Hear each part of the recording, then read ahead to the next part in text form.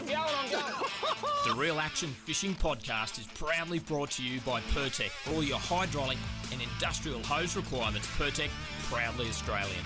Got him on, boys. BCF. Gear up for the outdoors this weekend and become a BCFing expert. Oh, he's well hooked. Let's get him in there, mate. Berkeley, catch more fish, pen, let the battle begin. And the Fast Fishing Sea-Doo Fish Pro. Oh, there he is, jumping out of the water. G'day, welcome to the Real Action Fishing Podcast. Michael Guest, Jonathan Bleakley's here, the high-speed racing pigeon, joining me again. How are you, mate? You good? I'm good. I'm pretty pumped, actually. I'm excited to I guess, recap, relive, revisit everything. What we're going to talk about today is probably, if I had to pick my top 5 fishing captures. It's got to be up there, doesn't it? Yeah, it's definitely, this one's right up there, and it's one of those target fish that I just love chasing, mainly because you can catch them off the beach. You can catch them, obviously boat based, kayaks, canoes, shore based. They're just one of those fish that every angler's a chance of tangling with, I think, because they are the big estuary predator that we have in our part of the world, and that's the mighty Mulloway, big solid silver, ghost of the dark, the Jewfish. So if you're listening in international listeners, Jono and I are based a couple of hours north of Sydney on the east coast of Australia, and Mulloway are a fish that are caught right around into Western Australia and right up into southern Queensland. But the bigger specimens, some cracking big ones, live in South Australia along the ocean front there.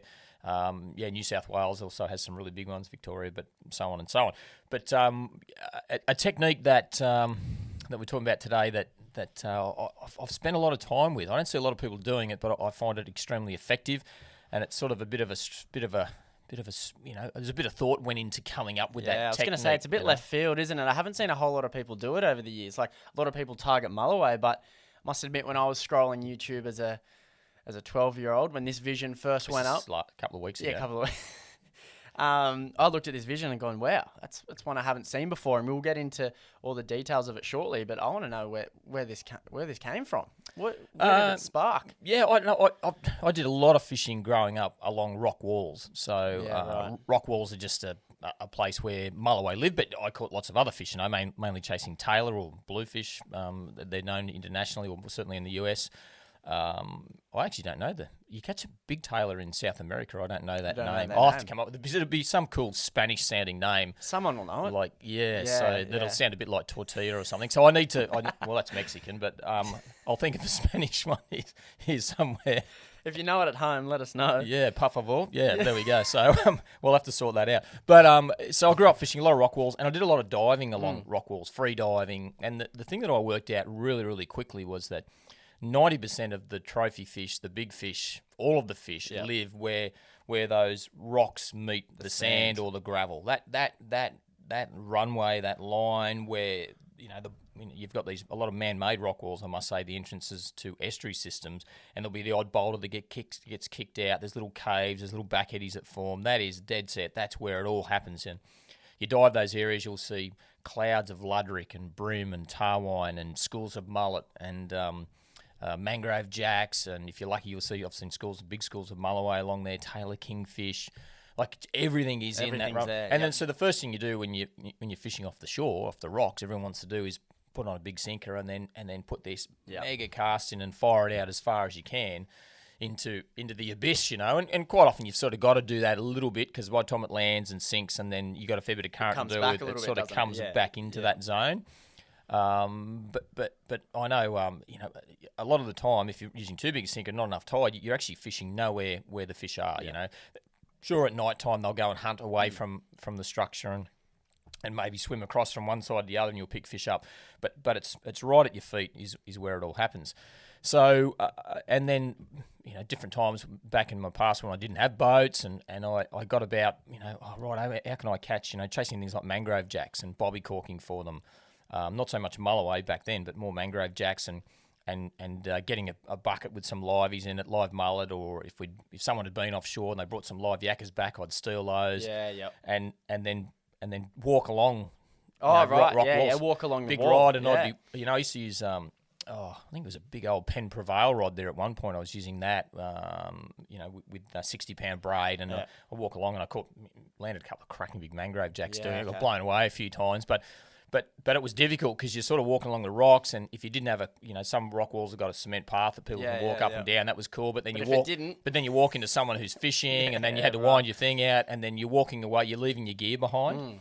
So if you've got a backpack, that's cool. But if you've got a bucket with some liveys in it, you can't really be walking one-handed and doing this. So you got to walk and then come back. So you and then walk, go up, come back, and then you walk back with the livey, and then cast in eventually the thing of device. So anyway, I'm thinking, man, it'd be so cool to do this in the boat with the electric motor down, and I could position myself backwards and forwards, and then stay parallel with the bobby cork. And anytime you're using a float to fish, and I grew up fishing not far from my grandmother's house. I used to live down there with her, and on the weekends, and I'd be out windsurfing and spearfishing and fishing non-stop. Yeah, that's all I did, and I'd go catching garfish and potty mullet, same stuff, just with a float. So I love that float fishing. I like any visual type of of course, so it's so active. Oh, there's a float, and you work out.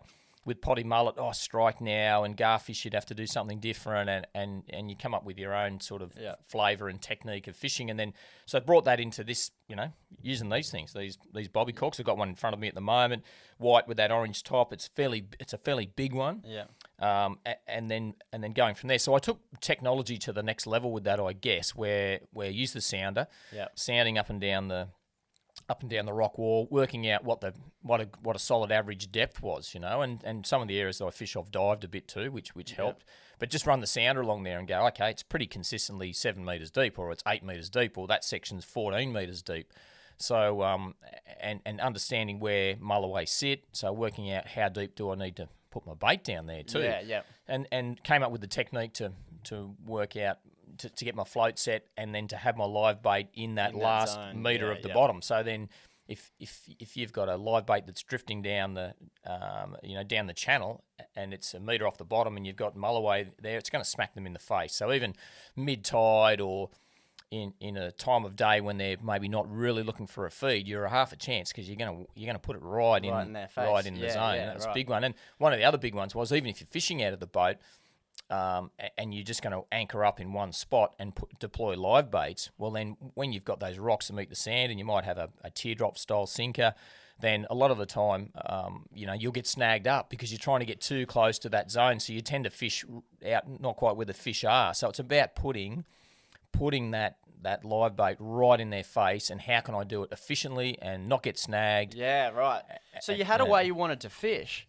And you'd done it before with smaller types of garfish and potty mullet, but you tried to do it off the rock wall, and you're thinking, I'm getting snagged, or there was something going wrong. So you thought surely there's another way of doing it. You said you were the first to target trout on top water lures. I don't know if I was not the first, but a first for you. A first for me, yeah. And you you were sitting on the bank there. Because we just got all these emails coming. Yeah, in. going. No. You weren't the first to do it, so you were sitting on the bank there, and you were going. I'd never seen anyone do work top water lures for them. Yeah. So then we came up and had a crack at it ourselves. I'm sure people had done it before, but I hadn't seen it myself, so I was happy to. So it's one of those situations where you're kind of like, I want to do this, but I've got to figure out how to do it. And you've taken one of the oldest techniques in the book. Exactly. People have been tying sticks on bits of line. This and is not bobbing. a new technique, but you've taken it from that and use this to your advantage, because the ones you're using for baits are much, much smaller than this, and they get much, much bigger than this.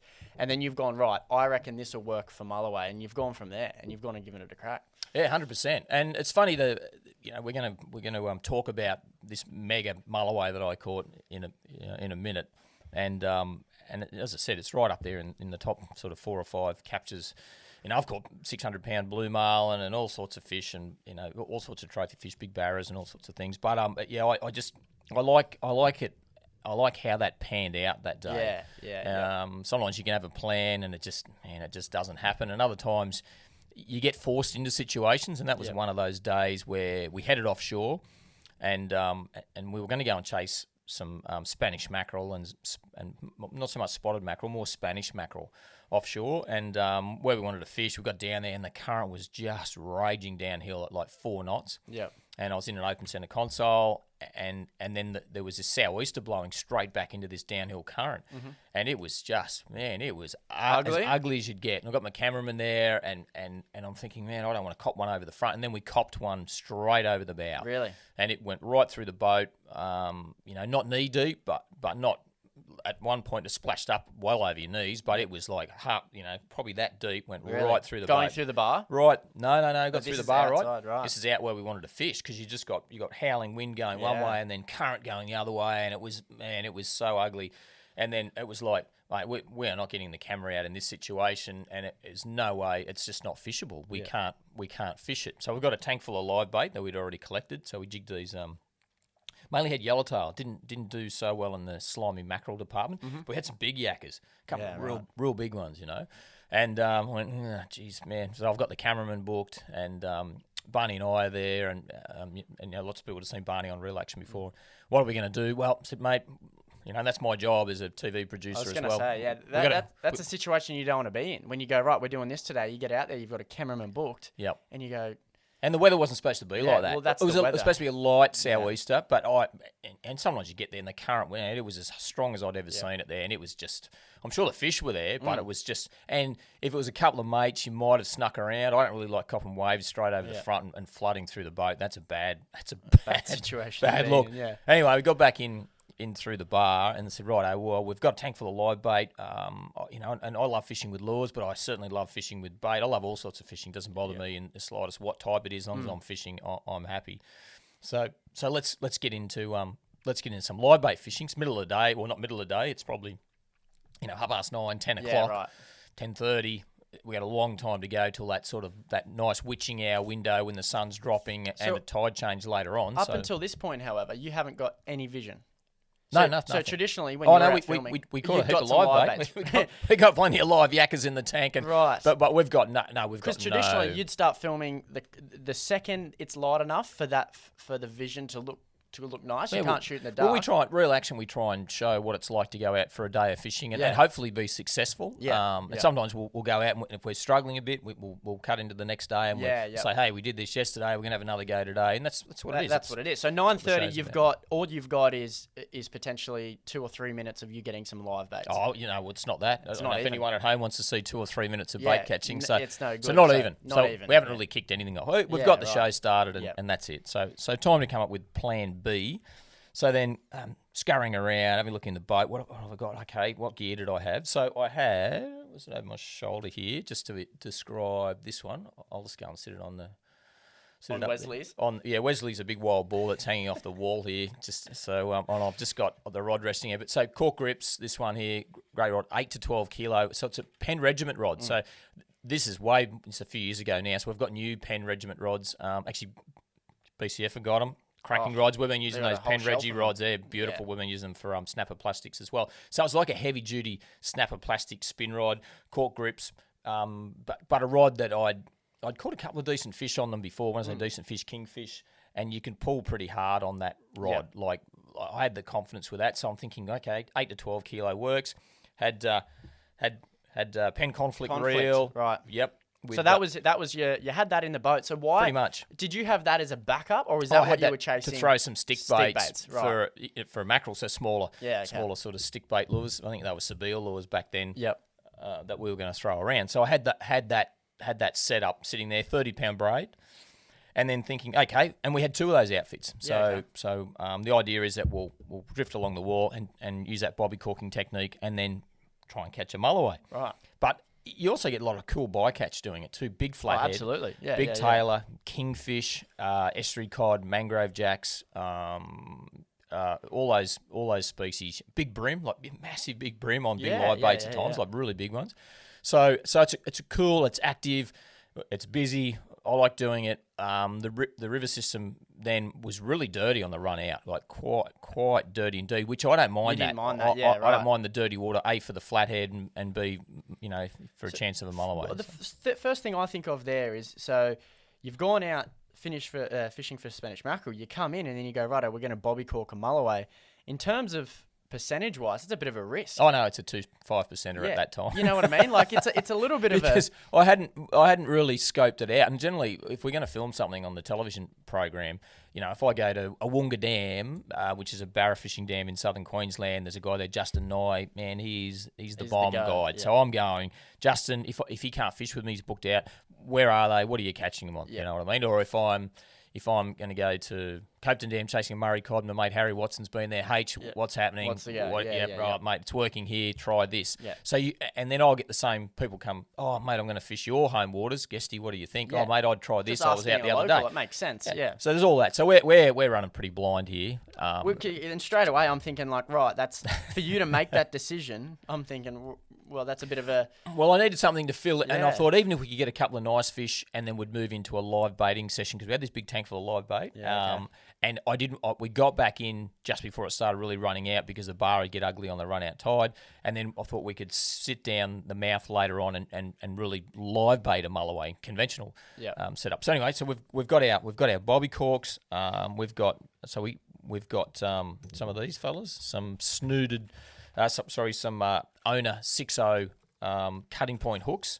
And they sort of matched up with the live bait pretty well. So then we ran what we call a snood rig. So if I went from the bait backwards, back up to the rod, so a 6.0 hook snooded, and then I usually just leave that tag end fairly long. So when I say your tag end, so a conventional snood down the shank of the hook with some 50-pound fluorocarbon lead, or 60, might have been using 60, I can't quite remember. We've got both there, so that's the 60 and the 50. That's pretty heavy duty stuff too. 50 you're and fishing 60. In tight Yeah, country. because you're fishing against the rocks, and if you hook a big mangrove jack or an estuary cod grabs your gear, you've got to be able to put the old extraction tool, which is the rod, into gear and really be able to pull hard at times.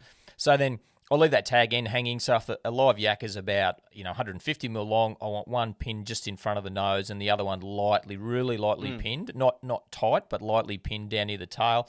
And then I can just trim that bit of tag end off the suit. And then about probably about a metre. Yep. So a metre of line back up to good quality swivel, and then playing around with the bobby corks. What you want is you don't want your bobby cork sitting too high in the water because it takes a fair bit to pull it down. You just want it so that a fish can, that live bait can come into their zone. The fish can grab it and go down. So I like the bobby cork to sit. And the one that I've got in my hands here at the moment is white with an orange top. So I like to have it so that it's just maybe a little bit of the white and most of the orange is top. sitting out. Yeah. So I know it's weighted. If you've got a whole heap of most of the bobby cork sitting out of the water, then There's a bit of tension there. well, there's probably not enough weight to get your Yeah. bait down there. So if you've got a live yellowtail, 150, 180 mil long live yellowtail, he's going to try and swim up and pull down and motor around a bit too.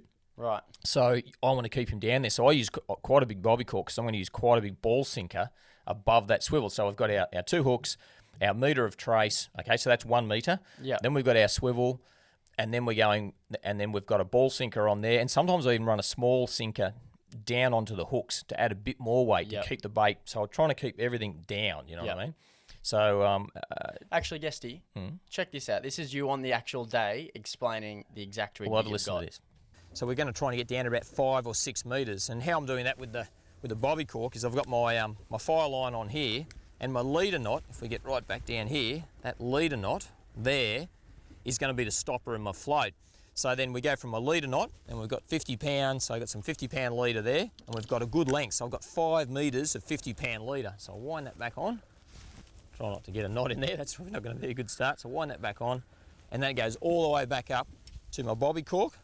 And then I've got these clip-on sinkers, which are pretty cool things. So I can clip one on, if it's not heavy enough, I can clip another one on. So they're pretty good things.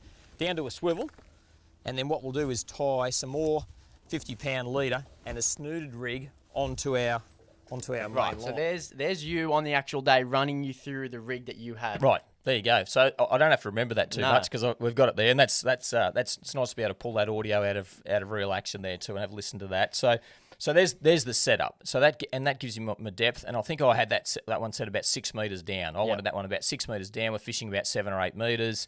It varies a little bit at times, and it also varies to how close you get. If you get right in on the rocks where they're sloping down, you need to wind it out a bit because if you want to get real bright in the deeper water, I'd tend to fish a bit closer to the rocks, and then as it's a bit shallower, I'd pull it out right where they meet the sand. So doing that sort of stuff. So yeah, the whole thing was it's expectation at the end of the day. What are we going to catch? What's you're just waiting for something to happen, and that's what's so cool about float fishing. Well, what I want to ask is, right, so you've just explained a rig that in your eyes is probably quite simple, but for you to come up with that, you would have had to test how much weight do I need to get that bobby cork down to where I want. how do I stop? Everyone needs a float stopper, but you went, right, on my leader knot, if I tie a double uni instead of what you would traditionally tie. Yeah, well, if you look at that float, it's quite small. Quite small. So just a conventional double uni Yep. knot, even an FG knot would, if you left a little bit of Bit of tag tag on end. it would stop. It would be Yeah, enough right. enough of a stopper because you're winding on. I was winding on, I think it's 50-pound leader back onto the main line. I'm winding 50-pound all the way back onto that spool. Yep. So, but it casts really well. It did. So when you sat down one day, you got, right, so I've got to get my bait to 6 meters because we're averaging at about 7.5, 8.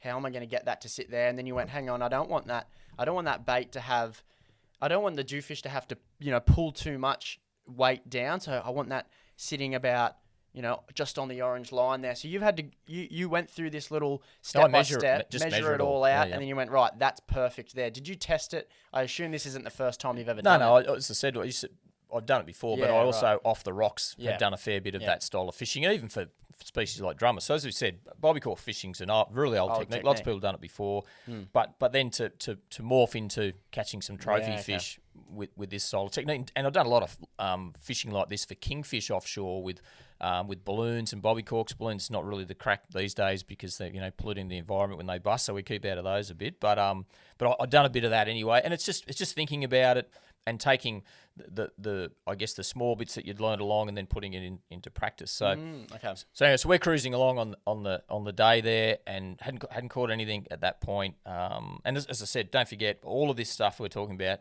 I bought these at BCF the other day because They I've got look some brand new I've got too. some bobby corking stuff I'm going to film not too far away because I seriously like doing. And look, I'd even since that time I've been back there in some of those river systems. I had my young bloke Campbell out with me on the back of the Sea-Doo doing it. Yeah. So that was a really cool way of doing it too. So even 100%. if you haven't got an electric motor, so then I was on the throttle Yeah. and I'd back him in with the Sea-Doo, and then I had him waiting, get it in the zone for him, and then we're just drifting along with it. So waiting for the bite. So that was a cool way and a quick way to do it too. So Oh, yeah, so pop out for the afternoon. you can do it in a Tillesteer tinny. It's more difficult in the bigger boat, to be perfectly honest. But Yeah, electric motor's really cool where you can just sort of nose in and out and do it that way. So anyway, so we've set up and tide's running out, so we're going to do a nice long run with bobby corking. So I'm looking at the live baits, and quite often when I start something off, you'll catch elephants eat peanuts at the end of the day. So a smaller live bait, lots of things will eat that. If you put a big live bait out, you sort of narrow the window to bigger fish to eat that big live bait. So I picked like a big yakka and went, what the hell? In for a pound, in for a penny, you know what I mean? So threw this big live yakka out, and then Barney had, pretty sure Barney would have had his float out as well at one point there, and we're both out there, and then I'm using the electric motor, and we're drifting down the wall, and then it's into that anticipation time. So we had a nice drift, everything's moving along, and the great thing about that is that you're covering ground. You're not anchored in one spot. You're not sitting on. You're not just sitting there waiting. You're actively chasing. Or waiting for the fish to come to you, or hoping that you've put your bait in a zone where those fish are just going to happen to swim along, or maybe they're congregating there. So we're covering the ground. So great thing is there, and if you miss a fish, you get a bite, and you go, okay, there's a bit going on there. Keeping an eye on the sounder for bait schools, anything that sort of looks good. And when you were there, are you looking at the sounder and looking at the stuff like the barometer and the tide, going, we're a chance here? Past that, mate. Past that? Oh, no, the tide, definitely. tide, Barometer, we're there, we're fishing. Where you're like, It right, is what it we're is. just doing this. 100%. We've got to do it. But certainly working that run out tide, which I quite often like too. Especially, and it was dirty tide. I like the discoloured water for this sort of thing. I think when the water's crystal clear, it can always make it difficult, especially on a sunny day. So anyway, we're into it. So put that cast out. And then you just quite often your live bait will get a bit nervous, and you'll see that bobby cork will just sort of start shaking, start bouncing a bit. And then even sometimes if you get a whack, you'll see it go. It'll just go pop, or if you get a slow bite, like a flathead, sometimes will grab it and it'll be a lazy bite, and you see that bobby cork will just slowly go down, and sometimes it's caught up on a bit of kelp, or there's a high point, something sticking up, someone's old anchor rope or a rock, and you've sort of got to bounce it off or drive back up and then and get it off that snag. But at least you know your bait's in the right area. But the bites that you want, the bite that you're waiting for, the bite that you don't forget in a hurry, the bite that's trapped in your memory are the ones that just go pop, like poof. Because you imagine you're drifting at, say, I don't know, let's say 2 kilometres an hour, a knot and a half or whatever, 2.5 k's an hour, and you're drifting down the estuary system, and you get snagged, and like I said, and then that you see that bobby cork just sort of slowly get pulled under. You know, a brim or another fish hits your bait and pulls it apart a bit, and it sort of rattles around.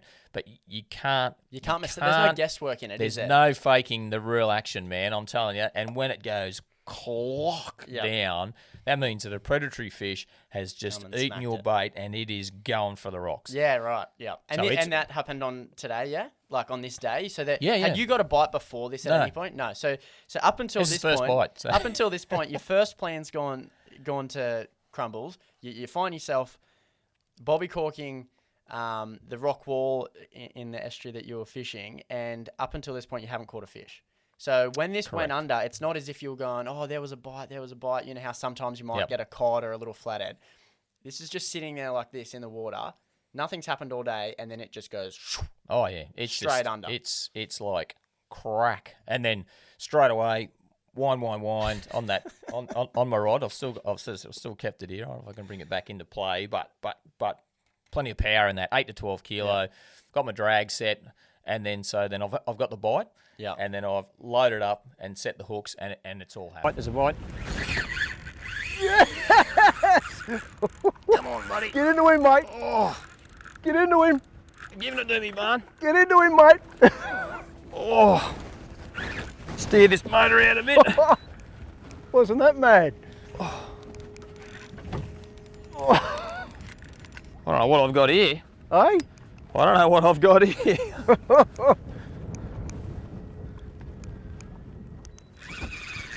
Oh, Might be a shark, I think, Barney.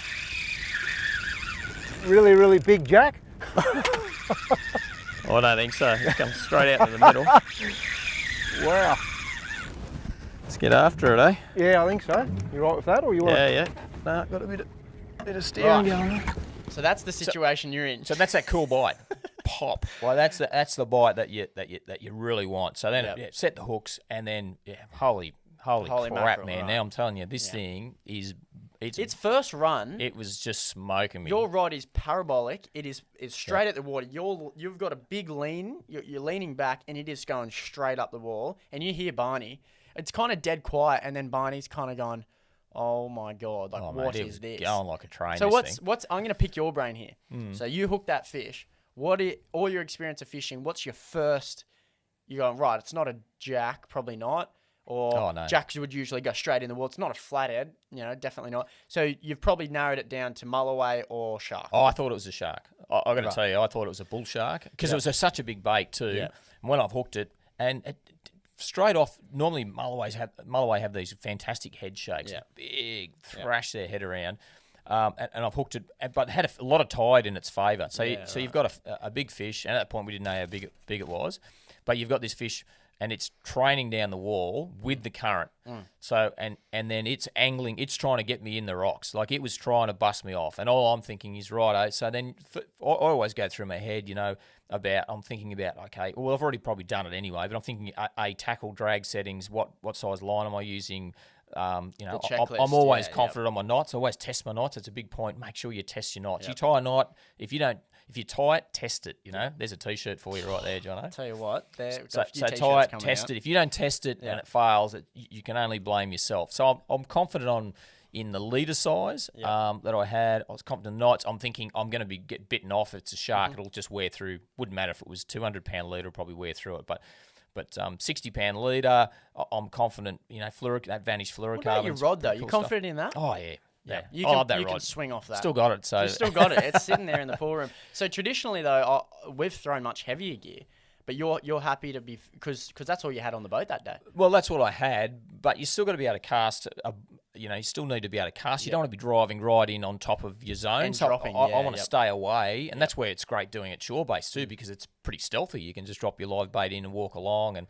So it's got all this current in its favour, and it is dead set going down the wall. And I've got the electric motor. I'm trying to steer the fish, like steer the boat, or try and drag the fish away. Because normally in that situation, I'd try and get in between the fish and the structure, and try and pull back towards the structure, which sounds weird, But then whatever direction you pull from, It's the gonna go majority the of other fish way. are going to want to go the other way, and that's how you tend to cut fish off. So when I say cut them off, stop them from getting you back there. So no, I was like drag was smoking up, and then I'm adding my hand to the spin reel. So I've actually got the spin reels getting lit up, and then I'm adding a bit of extra pressure here, saying, oh, man, there's no way I'm landing this thing unless give it I some. can make it turn away from the wall. So you already had a tight drag there, and you're also applying pressure, and you can see it and you can hear it in the audio we just played there.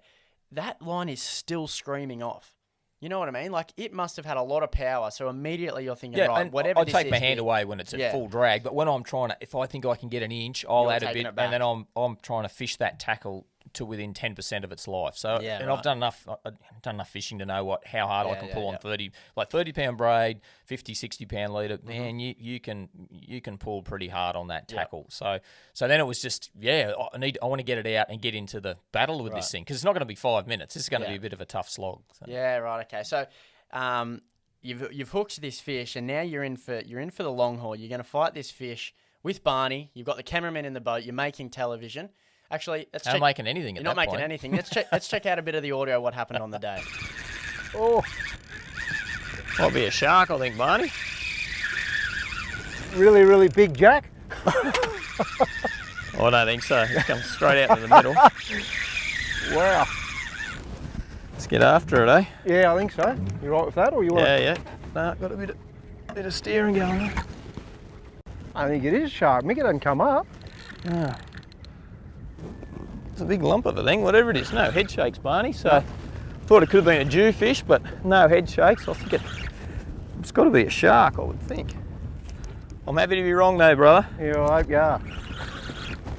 Get that net ready. Yeah, mate. Yeah, you ready? Oh, You win it or what? I'm fighting.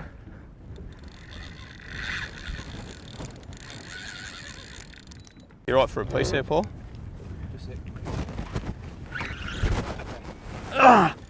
Wow, that's a big head shake, man.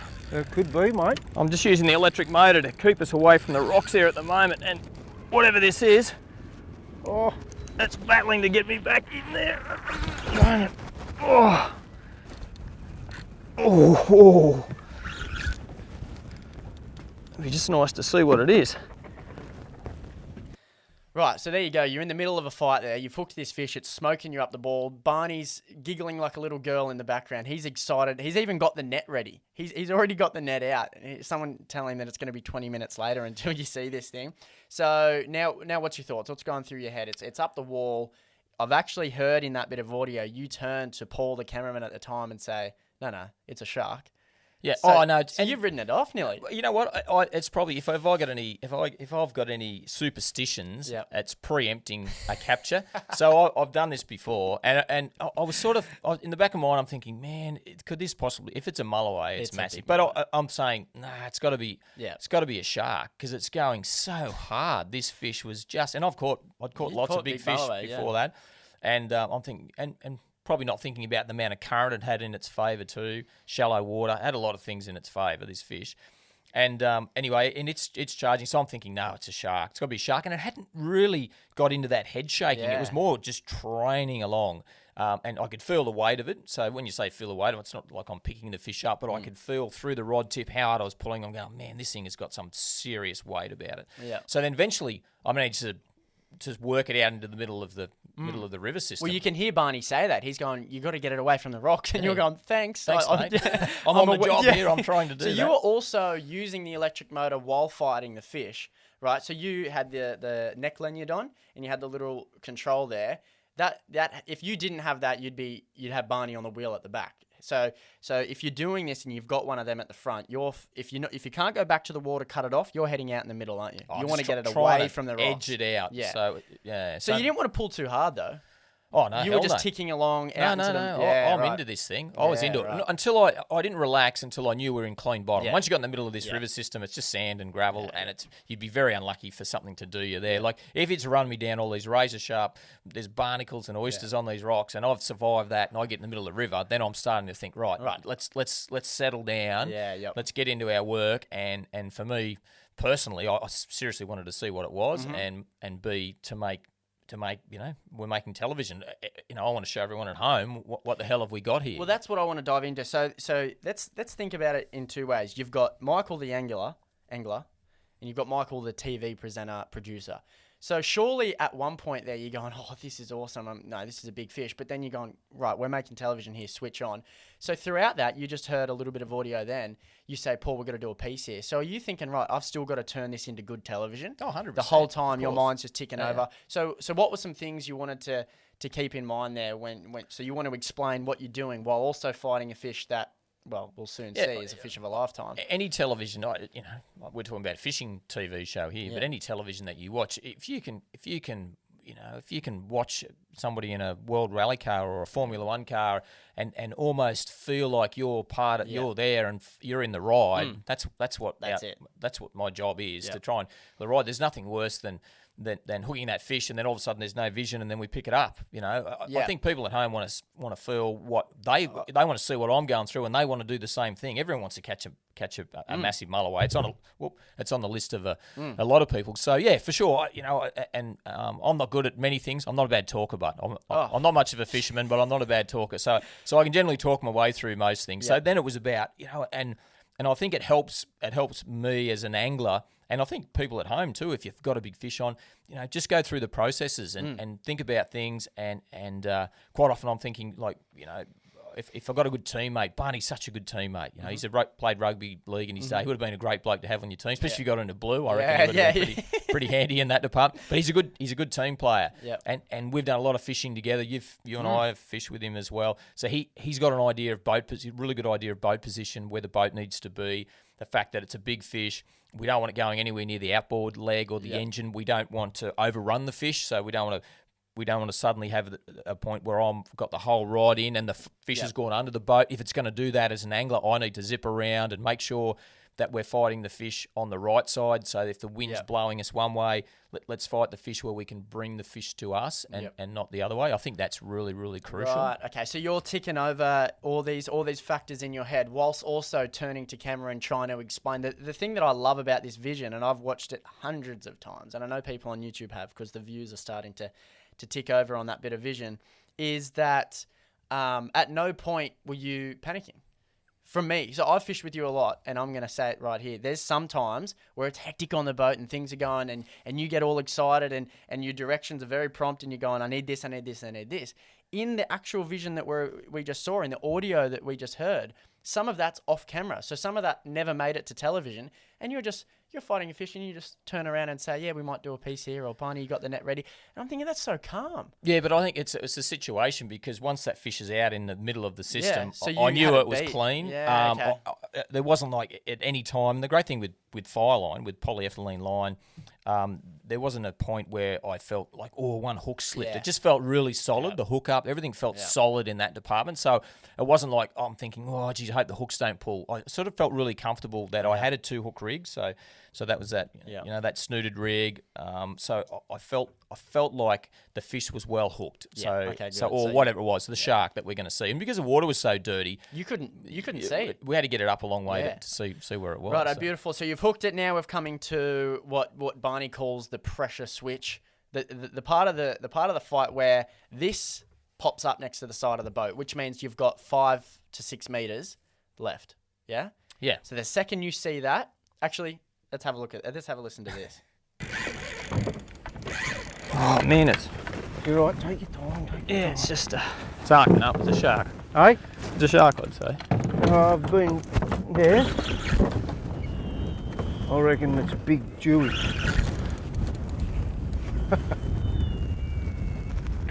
Whatever it is, if we can get it up, it's making television anyway. Oh yeah. Just head over towards the middle a bit So more. say it again. Let's get all this all good action. This. You filming, Paul? Right, mate. What's that, bud? I'm just saying, just head. Oh yeah. Yeah, I can see that Got the float float, there, got the Barney. float. In the middle of the river. Yeah, just head towards the middle, and you're not going to have to worry about chasing him up into the rocks all the time. Right, so right there you just heard, oh, Barney, I can see the float, right? So immediately, just from the rig you've explained there, you've got 5 meters until that fish and if the tide had been running and it was clear, I probably would have been able to You would have been able to see it, but it was putrid. It was water. putrid. So the second you see that, immediately you're going, right, now we need to get the net ready. But you know what? Before that, Yep. when we're trying to I'm trying to identify it. The big thing that I remember from that fight was suddenly there was a couple of big head shakes. Once I got in the middle of the river, was those big head shakes. Yeah. So going back a step there, bang, bang, bang, the big head shakes, and I'm going. Hang on. And actually, I'm pretty sure I said to Barney at one point, mate. That's a head shake. I said to him, I think it's a Dewey, a Mulloway. And he's going, you reckon? I said, yeah. And we're having this conversation that it's a Mulloway. And then I said to him, if it's a Mulloway, it's over 20 kilos, straight away. And then a few minutes later, I'm still fighting this thing, couple of big more, and I said, mate, if it's a Mulloway, I'm telling you, it's over 30 kilos. Yeah. It's a fair income So one. it's grew 10 kilos. So then all of a sudden, and you're talking about calm and collected, I'd sort of gone from the point where I'm thinking, it's a bull shark. Yeah. Which would have been cool to see a bull Oh, shark. great. Yeah, would have That's made awesome. television. Great. Yeah. But I'm suddenly thinking, mate, I actually think that this is a Mulloway, and if it is a big silver ghost, it's going to be a cracker. Yeah. So then I'm starting to go, righto, this could is be, it. it could We're be in one of here, those right. fish of a lifetime, and Yeah. and that's not something that I say lightly. That's not a phrase that you throw around. No, often. I don't. Fish and, of a lifetime. And I'm thinking this is it's going to be a big one. There's a couple fish that fall into that category, but this is certainly one that probably warranted a phrase of fish of a lifetime. So you've gone to Barney, right? Think this could be it. You don't actually say it on television either. You just said in your head, righto, we're on here. This thing pops up to the side of the boat. Barney's got the net ready.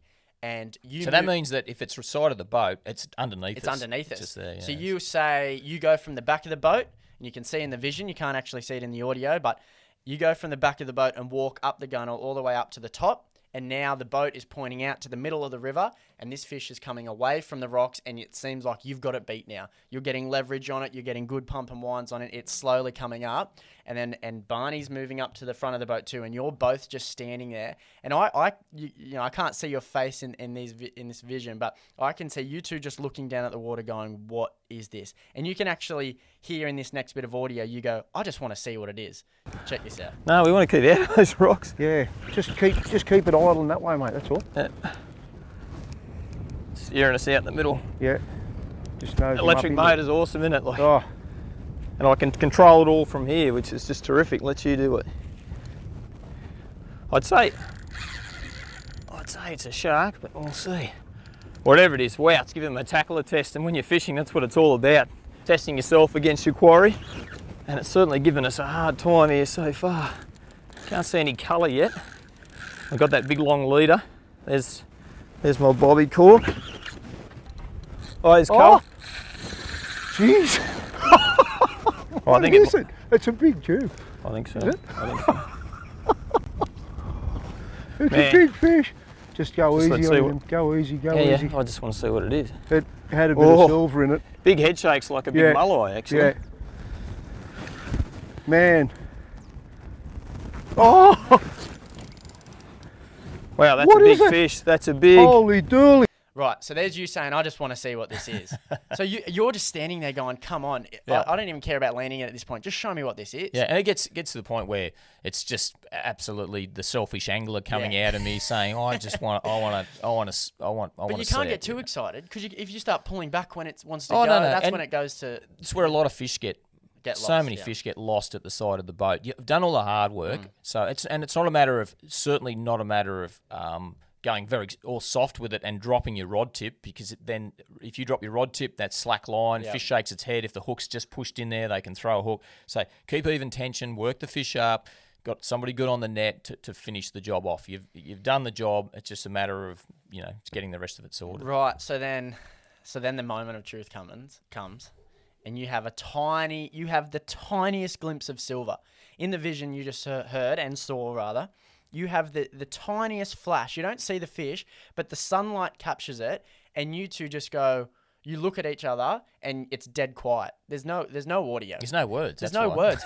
So when you saw flash, surely you're thinking bull sharks don't flash. No, I'm thinking Mulloway. And mangrove jacks don't flash, you know. It's You know never what I going to be a mean? mangrove jack. So you're but thinking, yeah. right, so at that point, I know you didn't say it, but surely now you've gone, it's a Mulloway. Yeah. So then it was just concentration factor and wanting to land it and see actually how big it is, and going through, you're thinking back and, I've caught a lot of big ones, really big fish, and I'm thinking, far out, this thing, just the fight that it had put up, it's going to be a trophy fish. So for someone who wasn't there on the day, from the point you hooked it to the point we're talking about now when you saw that indicator, how many minutes do you reckon? You'd probably know because I've looked at it, but I'd say 10 to 12 minutes. I was going to say, so it's around that. Which seems like an hour when you do it. I was going to say, for you, when you're giving it everything and trying to steer and drive away from the wall, maybe a bit longer than that. It's 10 to 12, somewhere around there. Yeah, right, okay. Right, Guesty, the time has come. This fish has popped up the side of the boat, and you and Barney are like two little girls sitting at the front of the boat squealing. There is so much emotion that's probably built up after 15 minutes of a fight. Barney's doing the woo-hoo-hoo-hoo, he does that. He does do that. He gets like this giggle, this manly giggle. You are just looking out the side of the boat. You even turn back to the camera and look down the barrel of a camera and just go, "Oh my God!" So after 12 minutes of being reserved and it's not a Mulloway presenting, finally the emotion just bursts, and you guys now know that this is a 20, 25, 30 plus kilo Mulloway, and now you've got to land the fish. So you just heard then you guys going crazy. Now this fish it looks like it just gave up. Because you just arced it round and you switched straight away and said, get the net, get the net, get the net, get the net. You said it about 5 times. Barney quickly grabs the net in the side of the boat, and this fish's head just comes straight. So if you're talking about netting a fish, that's the perfect scenario. It didn't give you grief. It had done everything to get away. And we'd had this big battle, this fish and I. When I first saw it, and when it had come up into the water column far enough that I could actually make out what it was, and then I'm looking at this thing going, man, it looked like it was 2 meters long. Yeah. We actually measure it before we let it go, but it looked like it was 2 meters. I'm going, man, this is just such a cracking big thing. And then, when you see that fish go in the net, and then I've put the rod down, and I've given Barney... You said, I'll give you a hand. Give him a hand just to lift this thing up. And he's a concreter. He's used to lifting 40 kilo, 40 kilos up of cement. Well, they're not 40 kilo bags anymore. They used to be. And then the tail kicks up. The tail kicks up and nearly wipes one of us out. Yep. Like, it was pretty... It was chaotic. Actually, let's check this out. That is a big fish. Oh, wow. Barney, get the net, get the net, get I've got the the net, net, get the brother. net, get the net. Come over here. Oh. Head him this way. Get him to try, mate, see if you can get his head in there. Yep. Oh, mate, I'll give you a hand. I've got the bail arm off. Hang on. Oh, Yes! oh, Is your net big enough? yes. Well done, mate. That. Oh, man. Now that is some serious real action. Check that out. That is a fish. Oh, man. Well done, mate. Man, give us a hug, brother. Mate, that is a fish and a half. That is a cracker. Wow, that's got to be 30 kilos of Mulloway, man. 60 odd pound. And that's what bobby corking rock walls is all about. Didn't he mate. give us some curry? That was incredible. Woo, yeah, yes. There's a heart going, mate. Oh, it's pumping, mate. Oh, dear. Get him up and have a look, eh? Let's get him up. I'll show everyone at home. I need the lip grips. Where are the lippies? How good's that? Put the camera down. Right. How'd that feel? Oh, that was just... that's phenomenal to do that. Just to have that happen is just a pretty cool thing. And as I said, it's a fair few years ago now that I caught that fish. Yeah, so what season was that? Do you remember? Season 2? Season 2, and we're about to start filming season 9, so probably 7 years ago 7 now. years ago now, right. And up until that point in your career, had you put something like that on television? Yourself? Oh, yeah, I'd caught some mega fish on TV, not only with my show, but on other shows that I'd worked on, massive GTs and marlin stuff and big barrows and all sorts of things. But for me, as a personal capture, that's right up there. And because I love fishing for Mulloway with all sorts of techniques. I've got big ones on lures and you caught them, catch them off the beach, you catch them out of the boat. So it's pretty cool. And just to see this thing come up and that everything had worked well, the plan that we'd had to come up with at the last minute, except for the fact that our day got blown out a bit there, bit early there. Come back Blessing in disguise, though. Yeah, Come on. went out to the point where we came back in. We knew we weren't going back out. signed off with Marine Rescue New South Wales with our mates there. You'd already signed off? Yeah, went out, came back in, signed off. Actually signed off and then thought, well, we're in here for the rest of the day. We're not going back out. So we were destined to stay in the estuary system for the rest of the day. And then land that fish. And then I'm thinking straight away, right, let's get this thing up and show everybody what it looks like. But the biggest thing that I'm really concerned with then is I really want to see this fish swim away. Yes. You know, that's the thing. You know, it's a mega fish. I would never think for a second of having that fish die in my care as it was. And I think that's a big thing for me. I'd love to see that fish swim away. Well, it gave you the pleasure of such a good fight, and it's such a good bit of television. You've now got to show it a bit of care and get it back. So for someone listening at home who hasn't done a lot of this, what's the processes in making sure that fish stays alive? So constant swimming? Speed. Right. You've got to get the thing back in the water as soon as you can. So it hits the deck. We want to show people at home, but the best thing to do is just fly in and put it in the water somewhere, and that's what we did. Right. Is get into the shallows somewhere. Yep. And luckily there was a sandbank just not far from where we'd finished up because we drifted out. So it's like just shoot in, run the boat up on that sandbank, and let's get it in the water with a pair of lip grips and hold it in the water. And then we're talking about a Mulloway here. So that's what we did. We shot back into the sandbank, got it back in the water, and then I said to Barney, we've got to measure this fish. So because I'm not killing big fish like that, and people go, oh, my fish was 31.2 kilos. Well, I'm not going to tell you what the weight was. We've got a fair estimate on the weight going off the measurement, talking to fisheries. So when I measured it, I'm looking at it going, man, it's got to be 35 kilos. You know, it has to be 80 plus pound. And I actually think it's bigger than that. We measured it was 1 metre 63 centimetres. So 1 metre 63, it's my PB. I caught one before that, metre 59. I'd got one once, metre 59, metre 57. So I'd caught a couple of big ones. But this one was just way bigger again, metre 63. Yep, and the girth on it? Barney lifted it up one point by himself, and he's being in concrete. He's saying, it'd be close to 40 kilos. Right. So it is a proper one. And there has been, I've seen photos of bigger ones that caught. But for me, in that situation, and how we caught it and landed it, it was just such a cool experience. But it was awesome to get it back in the water. It was all bronzed up, and luckily it's not in real deep water, so its swim bladder hadn't popped up. There was nothing bad happening. So we got it in the water, and it's responding well there. We've got its head facing into the current. That's the most important thing you got to do. Support their belly. These fish don't hang them by. We're using lip grips just to steer the fish, not to lift its head up with the lip you'd grips. never lift the body of the weight. No. But you were constantly swimming this fish. But before we got to that, you told me a story once, just in passing, that you had the fish on the deck of the boat getting the hooks out, doing a piece to camera, and it nearly went pear-shaped there and then. So we had the Snood Rig with the two hooks. I think one was up the side here, maybe. How was the hook up? Was it ever getting off? No, it was pretty well hooked. Yeah. But just popping the hooks out. Yeah. And as I was doing that, the trailing hook was swinging, and it's thrown its head around. Yeah. It was so close to driving this hook right through my hand. It wasn't funny. Really? Yeah, and that was probably a bit of complacency and a bit of a silly thing on my behalf, but I got away with it luckily. So then once we got the hooks out, I was like, wow, such a powerful fish when it threw its head around. Yeah, okay. So that could have gone. 100%. That was really close to driving the hook in my hand. Did it croak? Didn't give you much? I don't remember that one croaking too much, maybe a little bit. But as I said, we're just so concerned. Let's get it in the water and then and finish the job off and watch it swim away. Because it took two of you to lift up, and we'll play a bit of audio here in a second, but the thing that stuck out to me when I was listening to this, 7 years ago, is Barney's line. And you reckon you got to target these fish in the daytime. Actually, let's check this out now. So they're those two beautiful little 5.0 owner hooks, and they have absolutely done the job. Right there, that's them there. I'm just trying to be careful. This bloke has got so much power about him. Let's get those lip grips on properly. I can only just get those grips on. Right.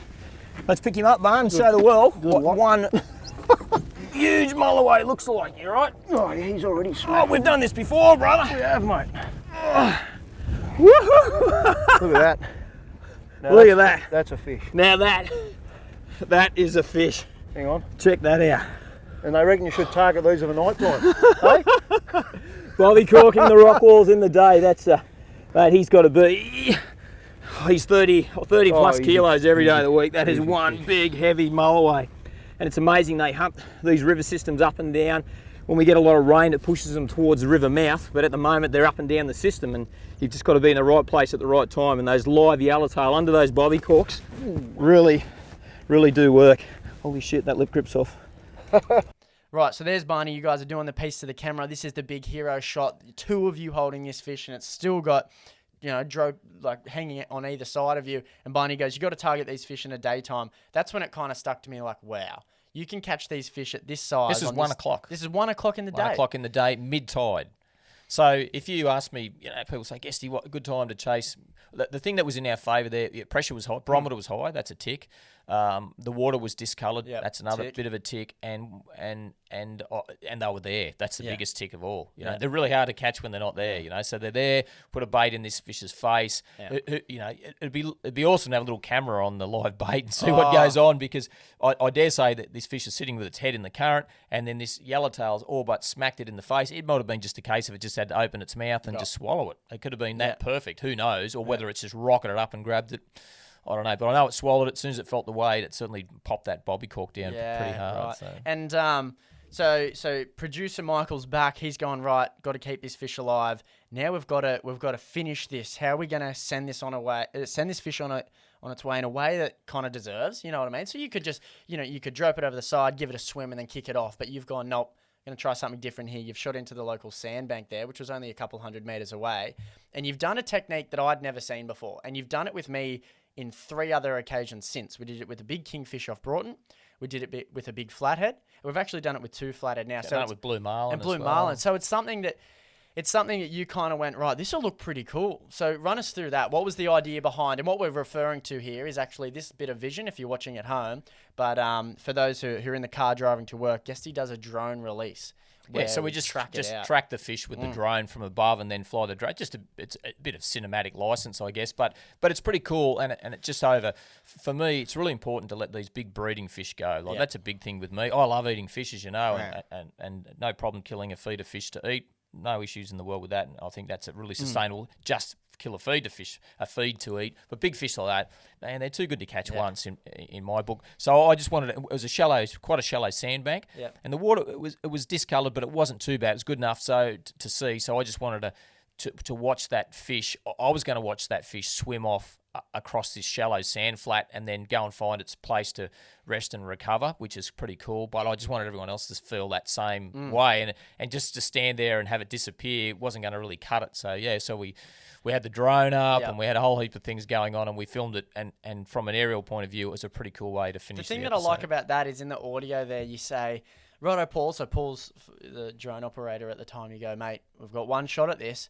and you're basically referring to the fact that the second I let the tail of this fish go, we can't go, come on, let's do it again. So if we're doing a piece of camera, we can do it 2 or 3, 4, 5, 6 times if you had to. Once you let that fish go, when I'm there, when he's working with me. So. Once you let the tail of that fish go, it's gone, and you're never going to see that again, right? So you had to get this right. Drone was in position. You and Barney, you've got the light hitting the fish nicely, and you actually pan with the GoPro along the fish. And you got all the scales, and it was like bronzed up. It didn't look like a beautiful slab with that. It was pretty silver there when we first landed it, and then it sort of went that bronzy sort of colour a little bit. But it swam off really powerfully, and that was such a. And then it's just taken off the flats, and you guys are like, right, that was some high fives going on there. A lot of high fives going on for a day that started not miserably, but for a day that you're probably going, right, what are we doing here? It's not going to plan. The waves coming over the front. Wanted to catch Spanish mackerel. Can't do that. To then releasing a potentially 40-kilo fish off the flats. You're like, right, did all right there. Yeah, tick, tick, tick. tick, tick. No, right. It's definitely a cold beverage was consumed at the end of that day. No, it was pretty awesome, and we've spoken about it. I love using that technique. It works well, but it's always cool when a plan can somehow come together and you can tick it. And it didn't need to be a fish that big. It was just showing off that fish, really. I would have been happy with one, a metre long, to be perfectly honest. But did you pull the pin after that? I think we did, because we only needed. I think we went and did something else, because we'd made this great. How are you going to top that? You can't. You're only going to go downhill from there. Do you know what I mean? Like it was, and the tide change. I was running in. We might have fished a bit longer, but it was pretty quiet. Yeah. We just got that one opportunity, and sometimes that's all you need. That's is that one really big opportunity, and that happens sometimes. Right, so we're talking about bobby corking rock walls today, Guesty. As we do every week, I want to send people home with some tips, and also we've got a few questions. So. Look, don't forget, for all your hydraulic and industrial hose requirements, Pertec, proudly Australian, is backed by 97 service and supply locations and over 350 mobile service vehicles nationwide, operating 24 hours a day and 7 days a week. And thanks to our mates at Pertec and Valvoline. Valvoline. So we've got this cool Valvoline, limited edition Valvoline cap that Jono's got in his hands here, and also a Pertec Fishing Challenge cooler bag to give away. And how do people... Yeah, so jump on online. Everyone's on social media these days. Real Action TV, one word, Facebook, Instagram. Get involved with a question, a tip, a talking point. We had a good talking point the other day. And today, we're talking about Mulloway and different techniques to target with them. So we're going to step away from bobby corking just for a second, and we're going to answer a question in regard to downrigging. You've done an episode with me 2 years ago now where we downrigged a Mulloway up in our local estuary, right? And a gentleman saw this and gone, right, I really want to do that. But he's gone in there and found that his downrigging ball kept getting knocked up on the ground. He's got it too deep. He's got it too deep. So then he asked in Dave, he writes in and goes, Guesty, how did you get the depths right, and how did you continually bring that ball up and down? And I politely replied and said, well, that was my role. So let's run through someone who wants to do that. Yeah, that was a pretty cool way to catch a Mulloway. Just It's another different technique, techniques. But downrigging, we can probably do a whole podcast on how to do that. That was pretty cool. But whenever you're downrigging, quite often, if you've got it on the same side as your transducer, or even if it's not, your beam angle is going to cover it anyway. So you should be able to see your downrigger ball on your transducer. But once you start moving forward, and especially if you're moving forward in the current, you get what you call drop back or layback. So that downrigger cable is going to lay back just through sheer friction of the downrigger ball, and it might go out of shot of of your transducer beam. But certainly put it straight down, and you'll see where it is. If you've got a consistent bottom depth, it's pretty easy. You just hit the bottom and then bring it up a meter. Yep. And you know that your bait or your generally it's going to be a bait. If you're going to have a deep diving lure, then you need to work out how deep your deep diving lure is, and bring your downrigger up to allow for the depth that's diving. That's a whole other thing. We'll get into that another time. So it's more about that layback though.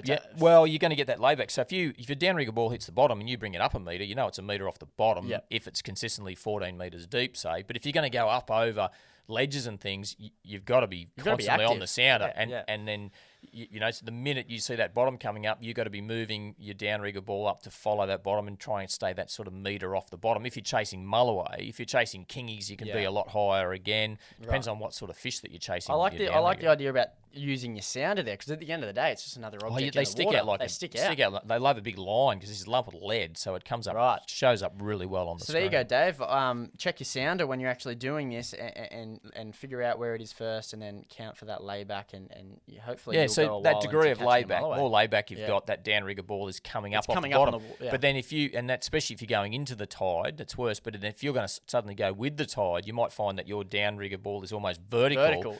So then you've got to allow for that too. So it's a little bit suck it and see, and you've got to practice trial and error. Yeah, good on you, Dave, for getting out there, and let us know how you go. Right in. Couple tips to send people on their way, Guesty. Someone's listening to this, gets all pumped up like I am right now, and they want to go bobby cork or Mulloway. There's plenty of rock walls up the New South Wales and Queensland coast to go do this.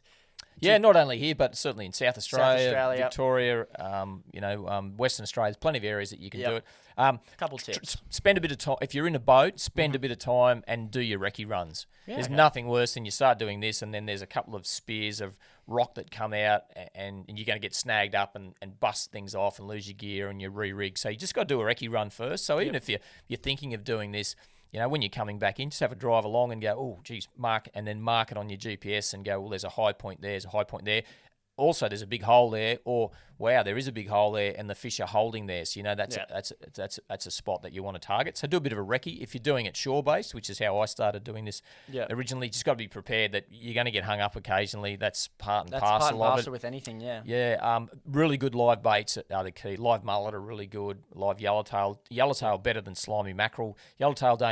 Slimy mackerel just go berserko when you throw them in, and they're not as tough. They're a bit of a sprinter. They're not a marathon bait. So yakkers are good.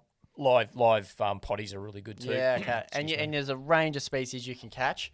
You get cod, and be wary that some of them are protected. Oh, New South Wales certainly estuary cod are protected. But if you get further up the coast, you'll catch threadfin salmon. Like into Queensland, catch all sorts of cool fish. Barramundi doing this.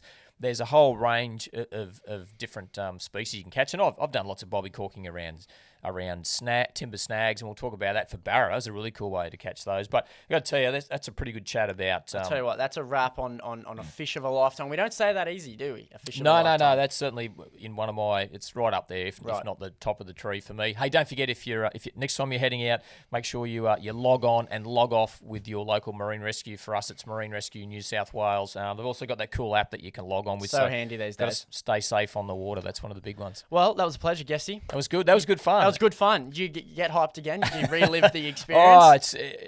I do every time, and that's one of the great things. And it's pretty cool that it's all up here. But I guess I'm so fortunate, so lucky in this situation that it's been documented. Both the audio side of it and the vision Visuals, side yeah. of it. So don't forget to, if you've listened to If you you- listen to the podcast here and you want to have a look at that from a visual point of view, we've got some, and a lot of this vision, most of this vision, a lot of it has never been seen before too. So we've got it's raw fish. So some of it made the cut, It did but at the some. end of the day, you've only Can't got, fit everything in. Can't fit everything in. So Guesty's giving me access to these unseen files, and I'm going to play them throughout the podcast. So if you listen to the audio version in the car, that's great.